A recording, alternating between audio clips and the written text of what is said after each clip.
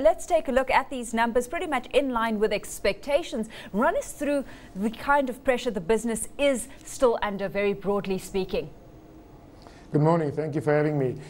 I think predominantly the infrastructure spend, and I think just generally because our business is very dependent on African business as well, we're finding not many orders coming through. We're finding it very, very tough trading conditions. Our margins are under severe pressure, and we're continuously having to tender and re-tender on a lot of the contracts where before you'd put out a tender, it would go out for adjudication. If your price was the best, you'd get the work. We're now having to wait sometimes 6, 9 months and sometimes even longer for an order like that to be placed. So it's been a tough period for us. Abie, Stephen speaking here. Are you actually sacrificing margin at this stage to get some of those contracts through? Yes, if you look, our margins are down by a couple of %, which obviously has an effect on the bottom numbers. But yes, we're having to, because we made a decision about 18 months ago when this thing first started to try and keep our infrastructures as sort of steady as they were. We retrenched some sort of maybe unnecessary staff, but most of our sort of skilled people we've kept. And obviously we want to keep those people in salaries and keep the company going. So we have sacrificed margins to get certain jobs, yes. In fact, we've had operating expenses rise 9.3%, and you've highlighted some of the reasons why we've seen that tick higher. At a time of cutbacks where companies have decided to actually rein in on those operating costs, where can you afford, margins aside, to cut back at this stage? Look, a lot of that, a big portion of that was salary increases, and I know that a lot of people haven't been giving salary increases. We've cut our salary increases down considerably from where they were, in the good times. But to try and keep the staff and the good quality staff, especially the highly skilled staff, if you don't give them the increase, you lose them, and when you have to replace them, your costs are going to go up considerably anyway. So a lot of those costs have come from that, things like our rents, you have escalation clauses, they do go up, and obviously, the interest rates and things like that have affected us as well. Lela, what do you think about this this focus that where they have maintained infrastructural capacity at the pre-recessionary level, so they haven't gone out and retrenched people because they've said the replacement costs would actually be greater than actually keeping those staff on until the recovery kicks in?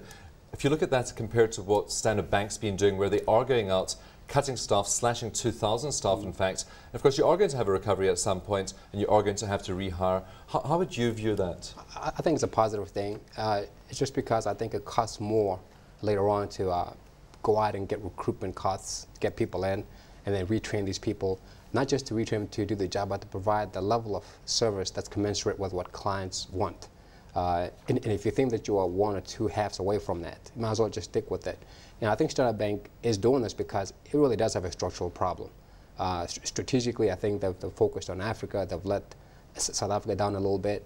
Competition has taken a lot of the corporate business away from them. So they really have to cut their cloth to suit the suit that they want to have. Abie, highlighting here that this is a good strategy if you see that there's 1 or 2 halves left in terms of the downturn and that we're pretty close to an uptick in the cycle. I mean, what's your outlook on that front? Because certainly some evidence being presented in the state of your order book right now. Look, our order book and our prospects have certainly increased. Just going back a step, I think the work that we do, especially for example in the cryogenic sector, is highly specialized. So people that have been with the company for sort of 10 to 15 years, to get rid of those, it's not just the cost of replacement, it's probably the cost of replacing and the amount of training as well.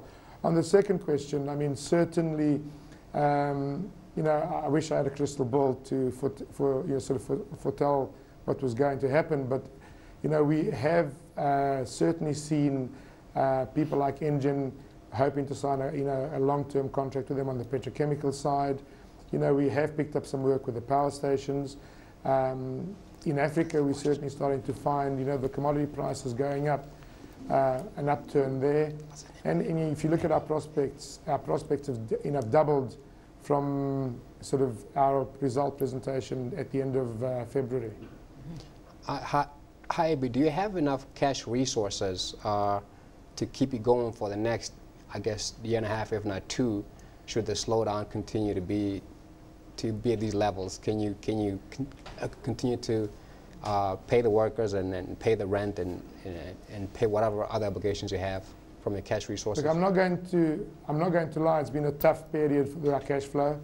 Our biggest problem is also, as we are struggling, a lot of our customers are struggling, so we are finding a lot more difficult to get cash in. But I would like to think, we have put steps in place to allow us certainly to trade out of this difficult period. Okay. Things like slightly more aggressive credit, who we give credit to, how we collect our cash, in some instances giving smaller settlement discounts. But yes, we have certainly put steps in place to allow us to trade out of this period. Okay. Abie, to what extent has your diversity perhaps cushioned you during this period? Because I noticed that some divisions like pumps, spares and valves, big fall in revenue, under pressure there. Other divisions, though, engineering, linings and industrial supplies, and particularly group line, doing particularly well during the period and perhaps shielding you from some of the harmful effects of the other divisions.